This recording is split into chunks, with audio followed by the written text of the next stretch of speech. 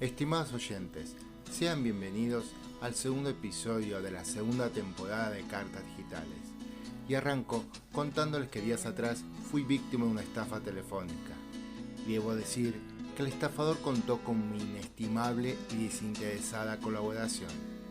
Como un angelical niño que se apresta a recibir la primera comunión, o como un noble ladrón atrapado infragante por la fuerza del orden, le aporté al estafador telefónico todos los datos de mi tarjeta de crédito, código de seguridad incluido. Satisfecho con haber colaborado como Dios manda con el supuesto empleado de la tarjeta de crédito que tengo, retomé la clase del curso de diseño web que estoy haciendo, pero todo pasó de un blanco celestial a un negro infernal cuando en la pantalla de mi celular aparecieron las notificaciones de 2 compras de destacado monto de dinero que yo no había realizado. Fue ahí que caí en la cuenta de lo que me había pasado, del error que había cometido, y me acordé del título de una película de Jim Carrey, Tonto y Retonto. Afortunadamente actué con rapidez y gracias a la gestión de los reales empleados de mi tarjeta de crédito, pude solucionar el inconveniente. Las compras fraudulentas fueron anuladas y estas no me provocaron ningún perjuicio económico. Lo más llamativo para mí fue que tras regresar la paz a mi alma y a mi cuerpo, pensé que al final de cuentas el estafador, le digo así porque el que me llamó era un hombre, me había hecho un favor. Me explico. A priori, uno tiende a creer que jamás sea víctima de una estafa de esta naturaleza, y se suele pensar que las personas más proclives a hacerlo son las personas bien mayores. Y aunque considero que odillar en años vividos el número con el que Carlos Sainz corre en la Fórmula 1 no me hace formar parte de esta franja etaria, al final me pasó. Sí, fui víctima de una estafa telefónica. ¿Y cuál fue el favor que me hizo el estafador virtual? Ser el instrumento para que yo recibiera una lección de humildad. Pues la rica conclusión que saqué es que algo así le puede pasar a cualquiera. Narrado esto, pregunto, ¿qué es la humildad?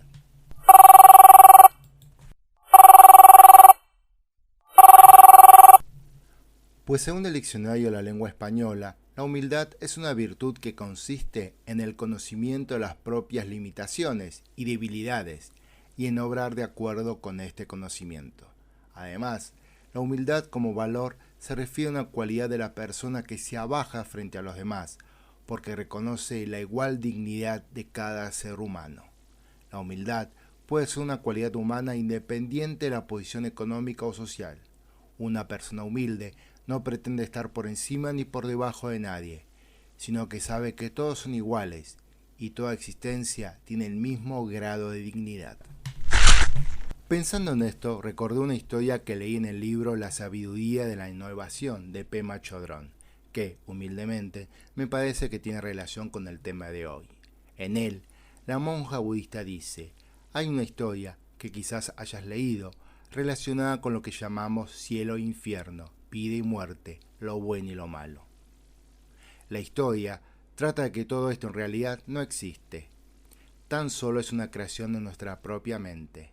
Es la siguiente. Un samurái muy corpulento se presenta ante un sabio diciéndole, explícame la naturaleza del cielo y del infierno. Y el Roshi, mirándole a la cara, le responde, ¿por qué tendría que explicárselo a una persona tan desaliñada, repugnante y miserable como tú? Aunque el rostro del samurái empieza a adquirir un color púrpura y a erizarse su cabello, el Roshi, en lugar de detenerse, continúa diciendo, ¿crees que le explicaría algo a un miserable gusano como tú? Consumido por la rabia, el samurái desenvaina su espada y cuando está a punto de cortarle la cabeza, el Roshi dice, esto es el infierno.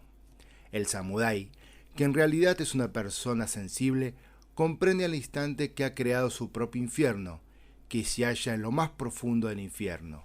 Es negro y abrasador, siente tanto odio, amor propio, ira y resentimiento que está decidido a matar a aquel hombre. Los ojos se le llenan de lágrimas y llorando une las palmas de la mano. Entonces el Roshi dice: esto es el cielo.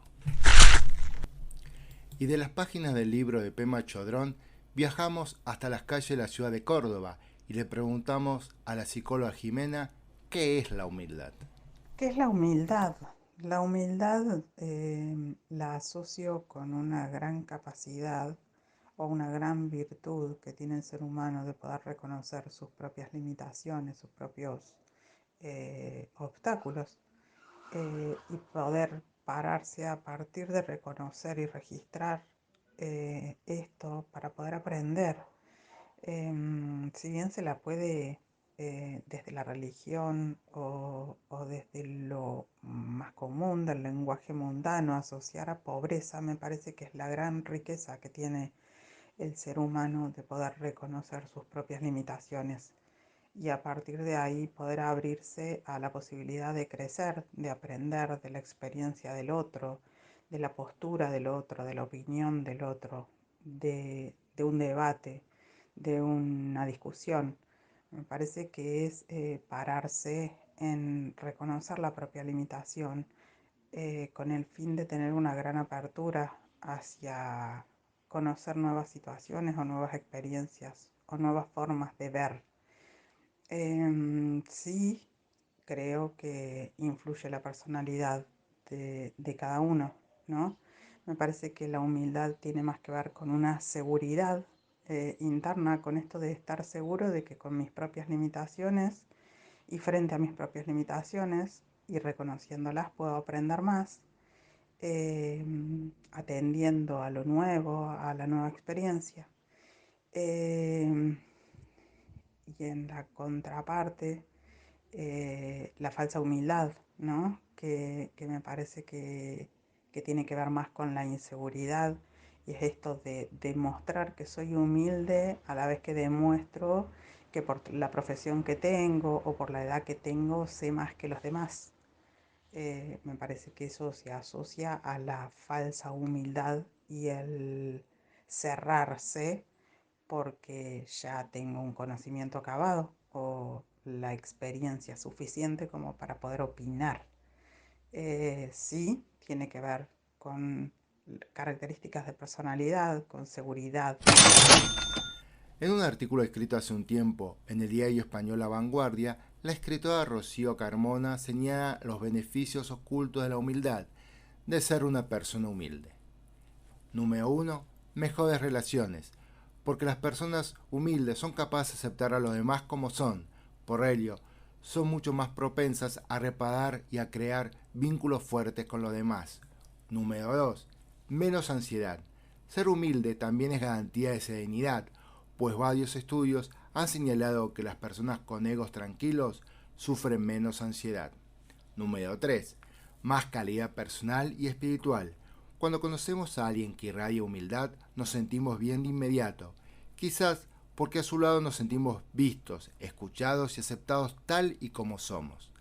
Las personas verdaderamente humildes, no las que solo buscan padecerlo, pueden regalar este don a los demás, porque también son capaces de ver y aceptar sus fortalezas y limitaciones, sin juzgarse ni ponerse a la defensiva. Número 4. La vida como escuela. Las personas humildes ven la vida como una oportunidad de aprendizaje para todos, reconociendo que, aunque nadie es perfecto, todos podemos trabajar nuestras limitaciones y abrirnos a recibir nuevas ideas, consejos o críticas. La persona humilde nunca deja de aprender, precisamente porque es permeable a los demás y no se considera por encima de nadie. Número 5. Más responsabilidad. Un ego aquietado se traduce en una menor agresividad y manipulación, en más honestidad y espíritu constructivo. Las personas humildes toman responsabilidad por sus acciones, corrigen sus errores, escuchan las ideas de los demás y no sobreestiman sus capacidades. En tanto, en otro artículo encontré la enumeración de ejemplos de conductas humildes, a saber, saber pedir disculpas, aceptar las críticas constructivas, pedir ayuda, reconocer y agradecer a las personas que ayudaron a uno en el desarrollo de las capacidades, admitir cuando hay algo que uno no entiende, reconocer las fallas propias o equivocaciones, pedir a los demás la opinión sobre diferentes asuntos, no compararse ni comparar a los demás, dar crédito a los verdaderos autores de una idea, saber perder en las diferentes circunstancias de la vida, reconocer que siempre hay más para aprender, compartir los conocimientos aprendidos, no alardear de los éxitos, ser agradecido, estar dispuesto a escuchar a los demás, conocer las propias capacidades, aprender de los propios errores y aceptar las ideas y opiniones ajenas.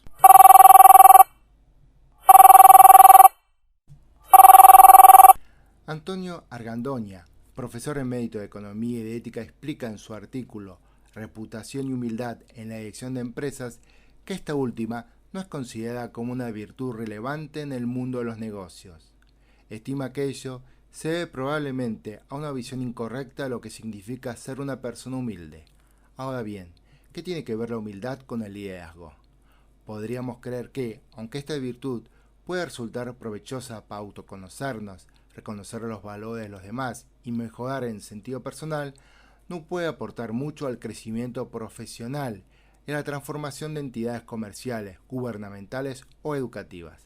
Argandoña corrige este padecer al indicar que virtudes como la humildad no son simples preferencias o características culturales de las que puede prescindirse o no en una organización, sino que son instrumentos de autocontrol que ayudan a las personas a actuar bien por las razones correctas y a valorar de manera apropiada lo que hacen. En esa medida, su práctica no solo favorece el trabajo íntegro, sino que facilita la toma de decisiones complejas.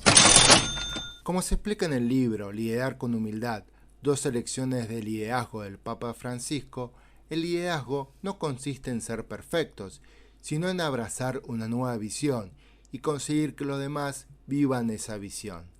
Para conseguir esto, hace falta que los líderes aprendan a ser humildes, pues creyendo en la grandeza de todos, tratando a los demás con respeto y dignidad como iguales, es posible lograr grandes objetivos.